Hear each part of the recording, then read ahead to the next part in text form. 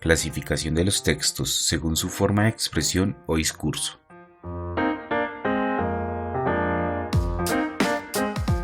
A la hora de escribir cualquier tipo de texto, tenemos que saber definir cuál es su sentido o de hecho cómo podemos describirlo.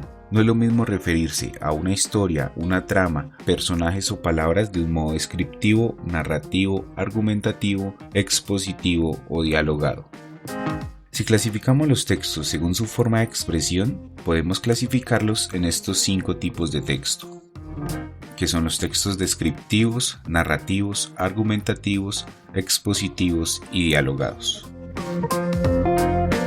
Texto descriptivo. El texto descriptivo es un tipo de texto que se basa en la definición de algo, ya sea un objeto, una persona, un animal, una situación o una descripción de cualquier otro tipo de texto. Se trata de dar una visión de un objeto, una persona o un hecho de la manera más adecuada posible a la realidad.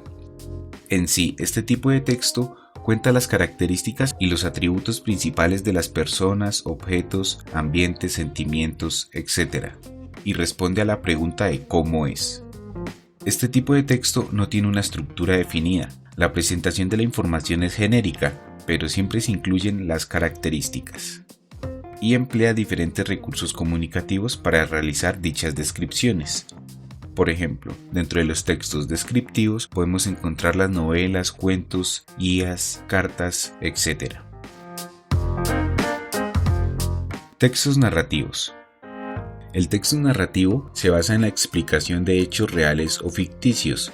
Abarca descripciones de paisajes, personas, situaciones, argumentaciones o narraciones de hechos.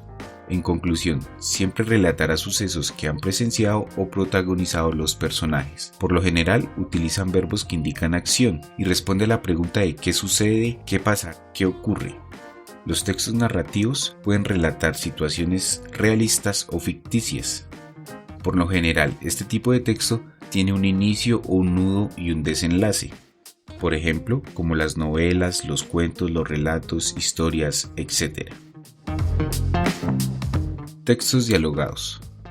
El texto dialogado es aquel en el que intervienen 2 o más personas que intercambian información alternando los turnos de la palabra. Por lo general, utiliza acotaciones. Las acotaciones son frases o palabras que se escriben al costado de un texto o aclaraciones que se hacen de una obra de teatro. En sí, estos tipos de texto son la reproducción literal de lo que está diciendo un personaje en un texto narrativo.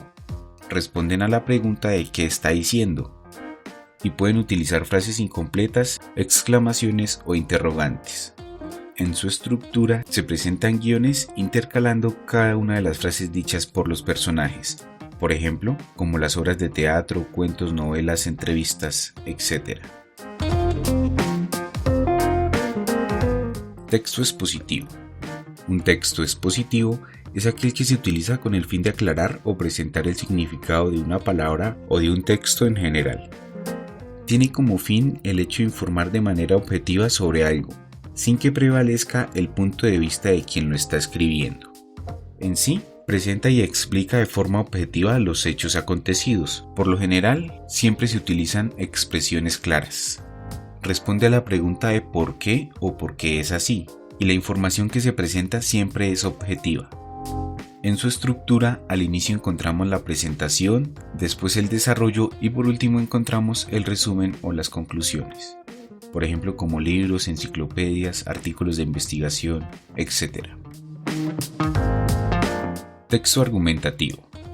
El texto argumentativo trata de un tipo de texto en el cual se defiende o se rechaza una idea, un proyecto o un pensamiento en general. El objetivo es llegar a convencer a quien lo lee con argumentos de quien lo escribe. En sí, un texto argumentativo postula y defiende las opiniones e ideas en cuanto a un tema. Por lo general utiliza verbos que denotan opiniones. Responde a la pregunta de ¿qué opino? ¿Qué pienso? Un texto argumentativo debe ser cohesivo y coherente. Además, en este debe observarse la opinión de quien lo escribe.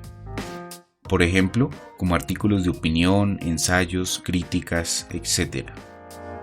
Su estructura inicia con la tesis, después siguen los argumentos y por último las conclusiones. y finalmente nos presentan un cuadro resumen clasificando los textos según su forma de expresión o discurso.